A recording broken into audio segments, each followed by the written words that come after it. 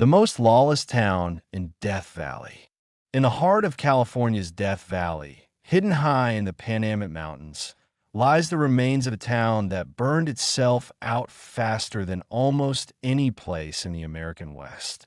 This is Panamint City, a mining town so violent, so corrupt, and so consumed by greed that its own success destroyed it. In the early 1870s, prospectors discovered rich silver veins in these mountains, an impossible place where summer heat could kill a man in hours and winter snow could trap entire camps for months. But silver has always made men ignore danger. Within months, Panamint City exploded into existence. Thousands arrived. Saloons multiplied. Gambling halls stayed open day and night. Gunshots became background noise. There was money everywhere, and almost no law. Shootings were common. Robberies were expected. Murders were rarely investigated. They didn't call Panamint City a boomtown. They called it one of the wildest and most dangerous towns in the West. Men disappeared in the desert. Claims were stolen at gunpoint. Judges were bribed. Sheriffs were threatened. And the mountains watched it all in silence. At its peak, Panamint City had over 2,000 residents, a stock exchange, hotels, theaters, and saloons stacked along steep mountain slopes. It looked unstoppable, but beneath the noise and wealth, the town was rotting from the inside. Crime ruled. Trust vanished. Violence escalated. And when the silver began to fail, Panamint City didn't fade quietly. It collapsed. Fast, brutal, and permanent. Today, only ruins remain. Collapsed stone buildings, abandoned Minenschafts, and the echoes of a town that pushed lawlessness too far and paid the ultimate price. This is the true story of Panamint City, the boomtown that self-destructed in the deadliest desert in America, the silver that drew men into Death Valley. Long before Panamint City became infamous for violence and corruption, it was nothing more than a barren stretch of mountains overlooking Death Valley, a place most people avoided at all costs. The land was hostile, water was scarce, temperatures were extreme, and survival was never guaranteed. But in 1873, a group of prospectors uncovered something that changed the fate of the Panamint Mountains forever. Silver, not scattered traces, not rumors, but rich, promising, or hidden deep within the rock. Word traveled fast, faster than reason. Miners poured in from across California and Nevada. Some arrived with experience. Others arrived desperate. Many arrived armed. To reach the mines, men crossed some of the harshest terrain in North America.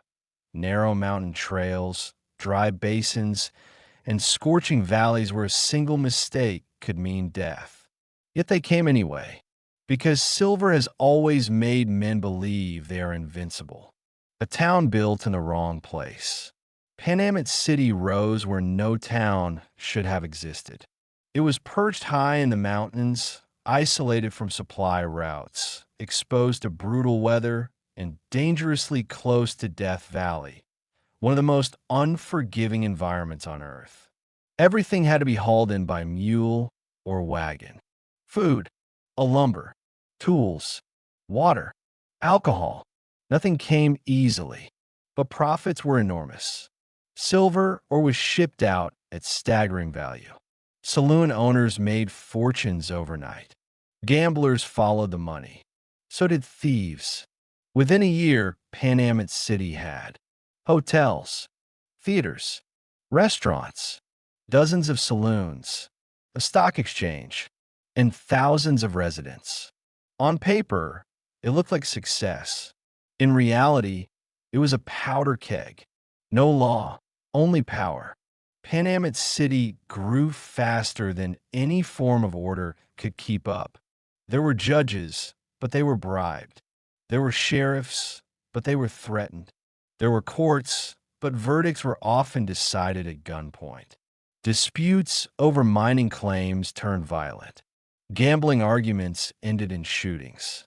Drunken brawls spilled into the streets. Men carried revolvers openly. Some carried rifles. Many expected to use them. In Panamint City, survival depended less on the law and more on reputation. Those who appeared weak didn't last long. The town didn't just attract miners. It attracted outlaws, con men, and opportunists who understood one thing. In a place this isolated, power belonged to whoever could take it. And as the silver continued to flow, so did the blood, violence, corruption, in a town without control. By the mid-1870s, Panamint City had become a place where order existed in name only. The town was rich, but it was not stable. Money moved faster than law, and wherever money moved unchecked, violence followed. A culture of brutality. Shootings were no longer shocking events. They were expected. Arguments in saloons ended with revolvers drawn. Gambling tables became battlegrounds. Disputes over mining claims were settled with threats, ambushes, or sudden disappearances. Men vanished on mountain trails. Some were robbed. Some were murdered. Some were never found at all. Few questions were asked. Witnesses stayed silent. Lawmen looked the other way. And fear became a tool of control. Corruption at every level. Panamint City technically had officials. Sheriffs, judges, clerks. But authority could be bought. Mining companies bribed courts to seize claims. Wealthy investors manipulated rulings. Those without money or protection rarely won disputes. Justice depended on who you were and who you knew, and sometimes justice didn't come at all. In Panamint City, the law was not absent. It was for sale. The town that never slept. Despite the danger, Panamint City thrived, at least on the surface. Saloons stayed open all night. Music echoed through narrow streets.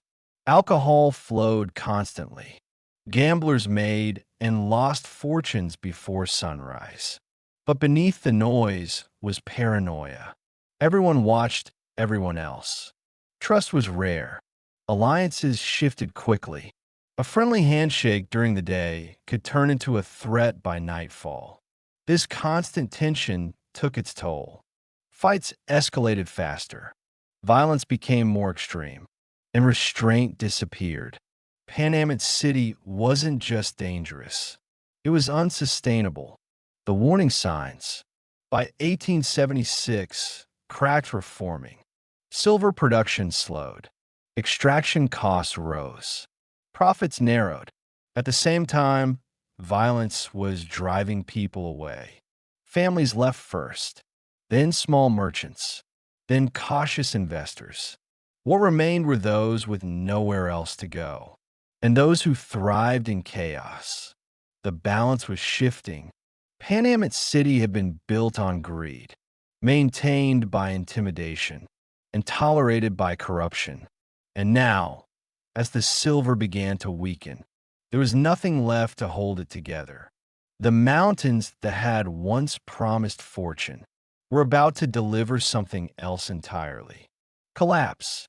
The silver fails, and the town turns on itself. By 1876, the illusion holding Panamint City together began to collapse. The silver was still there, but not in the quantities people had promised, not in the richness investors expected, and not enough to justify the cost of keeping a town alive in one of the most hostile environments in America. Mining deeper meant higher expenses. Hauling or down steep mountain trails became slower and more dangerous. Water shortages grew worse. Profits shrank. And when money tightens in a place built on greed, violence escalates. Desperation replaces opportunity. Mining claims became battlegrounds. Men accused each other of claim jumping. Legal disputes turned into armed standoffs. Gunfire echoed through the hills more often than ever before. Some miners tried to leave, but leaving wasn't always an option.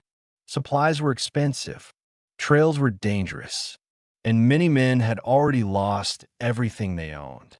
Panamint City began to trap its own people, a town eating itself.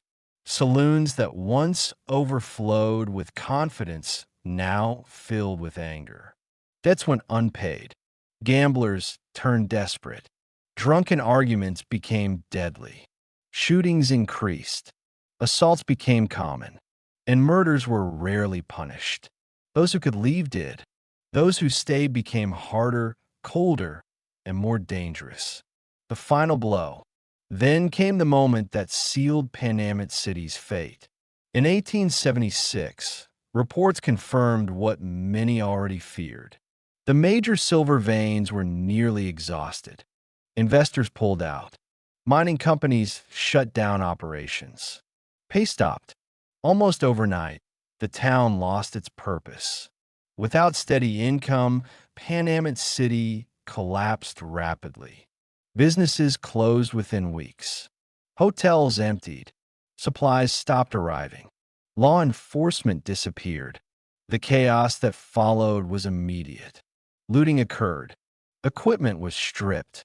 Buildings were abandoned mid-use. The town that had once buzzed with life fell silent with shocking speed. The desert takes over. By 1877, Panamint City was nearly empty. Wind blew through broken windows. Doors swung open on abandoned buildings. Mine shafts yawned open, dark and silent. The desert reclaimed what ambition had stolen. Panamint City didn't slowly fade. It imploded. And in the aftermath, only ruins remained. Testaments to a place that believed wealth could overcome isolation, corruption, and violence. It was wrong. Ruins in the mountains, Panamint City today. Today, Panamint City clings to the mountains above Death Valley as a scatter of stone walls, collapsed cabins, and silent mine openings. All that remains of a town that once believed it could conquer the desert. There are no streets anymore. No signs. No voices. Only ruins. The buildings were never meant to last. Most were constructed quickly, cheaply, and without thought for permanence. When the town collapsed, no one stayed behind to maintain them. Winter snow cracked stone walls. Summer heat warped wood. Wind carried sand through empty rooms year after year. Nature finished what greed started, a place forgotten by time. Unlike many ghost towns that became tourist attractions, Panamint City remained isolated. There were no paved roads, no rail lines, no easy access. Reaching the ruins still requires effort, steep climbs, narrow trails, and a willingness to face the same harsh conditions that doomed the town more than a century ago. As a result, Panamint City was largely left alone. Its remains were not commercialized. Its story was not softened. Its violence was not romanticized. What stands today is raw and honest. Stone foundations crumble quietly. Mine shafts gape open like wounds in the mountain. Rusting metal lies half buried in dust. The silence is overwhelming. What Panamint City represents? Panamint City is more than a ghost town. It is a warning, a reminder that wealth can build a town overnight, but it cannot give it a soul. And without law, trust, or stability, prosperity becomes fragile. The men who came here believed silver would protect them. They believed money could overcome distance, danger, and disorder. They were wrong. When the silver failed, there was nothing left to hold Panamint City together. No community, no loyalty, no future, only abandonment. The lesson in the ruins. standing among the ruins today, it becomes clear why Panamint City vanished so completely. It wasn't just the desert. It wasn't just the exhaustion of silver. It was the culture of violence, the corruption, the absence of restraint. Panamint City burned too fast and too hot in a place that never forgave mistakes. The mountains remain, the desert endures, and Panamint City exists only as a lesson carved into stone, a town that tried to tame Death Valley and lost.